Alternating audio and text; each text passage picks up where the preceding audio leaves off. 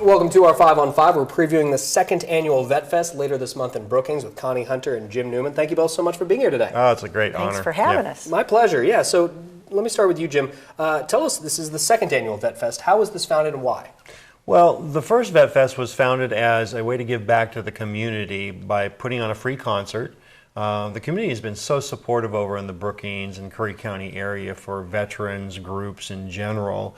And what better way than a nice sunny day out at the band shell in Azalea Park to say, hey, we've got a couple of cool bands and you know, the snack shack was open, bring your family out and all that kind of stuff. Yeah. So now we're into Vet Fest 2. We're upping the ante a little bit by bringing in some top-notch entertainers and having more fun and a lot more veteran-oriented kind of activities going on. Very nice. So Connie, I know women are part of the focus of this. Why are we honoring women, especially with this one? First of all, women with prior military service don't often get the recognition that their male counterparts do, and that translates into services too. So the state of Oregon has a new initiative at the state level, the Oregon Department of Veterans Affairs, and a new manager director of women's veterans programs, and that's Elizabeth Estabrooks. And she came down to Brookings along with Taher Christensen, who is the head of the women's programs for our healthcare catchment area for the VA, and really brought awareness to that. And we wanted to honor that new initiative and honor what we haven't done well in the past, which is honor our women veterans. Absolutely. And the cool thing about it is when we pitched the idea to the Vietnam veteran chapter over there, we did not get one single resistant voice. They went, yeah, they really got it. They really understood. Because they were maligned and neglected when they got out of the military, so their hearts of compassion for others who aren't getting the recognition that they deserve and the welcome home that they deserve is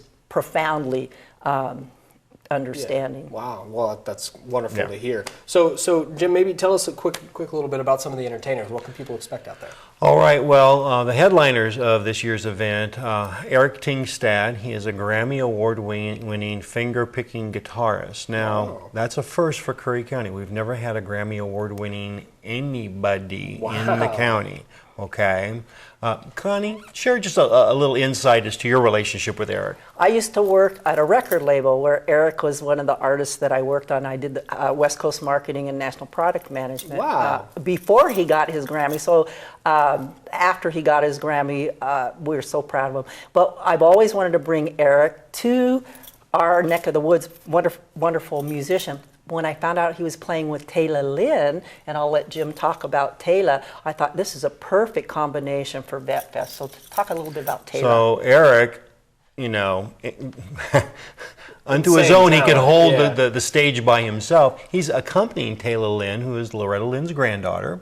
Very country, young gal. I've seen some of her stuff on YouTube. It's going to be a fun, just get up and dance kind of presentation from those two. And they both live up in the Seattle area now, so they're coming all the way down from Seattle. And then they're kind of bookcased in between the Jay Barley Band out of the Illinois Valley. And we like to keep the talent choices local and veteran if at all possible. Well, Jay Barley is a veteran, Vietnam veteran. Okay? Excellent. They do a broad spectrum of music, and last year lots of people were dancing. And then closing up the show is the Spence Brothers Blues Band, of which I tickle the ivories in that particular band. But our harmonica player, T-Bone Stone out of Glide, Oregon, is a Vietnam vet, and he's renowned in the blues community. Excellent. And in fact, a little side note on T-Bone, he's the only harmonica player that ever played on a Cheap Trick album.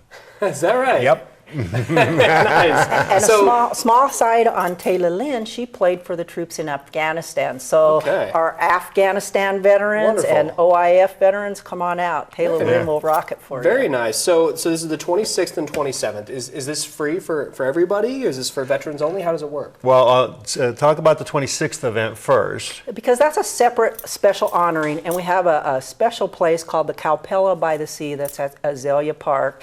And it's a small venue, only seats about 49, and so we're looking to have about 49, we hope, women veterans. So please let us know if you'd like to come, RSVP, but it's specifically for women veterans. Women Friday, okay. Yeah. And then Saturday, Jim, what can people expect? At noon is the kickoff time. The VVA chapter is having their picnic before that, and then from noon until 6 is when the music happens. And in between the bands, we'll have announcements and shout-outs to the women veterans and all that kind of fun stuff. Wonderful. Yeah, so it's an event that's open for the families. Service dogs only, though. No extra stray dogs in the park. All right. Okay, and where can people get more information? Can they find Facebook, online, phone numbers? Yeah, we're on Facebook. On personal posts, we do have a GoFundMe page set up for that, and that is under VetFest 2, Honoring Women Veterans. Okay, very good. So people can get more information out there. Connie, great to meet you. Thank you very Thank you much so for coming. much. Appreciate it. Jim, great to meet you. Thank Thank you you for everything you're doing for our veterans. Yep, Thank great. you. Thanks. Stay with us. We'll be right back.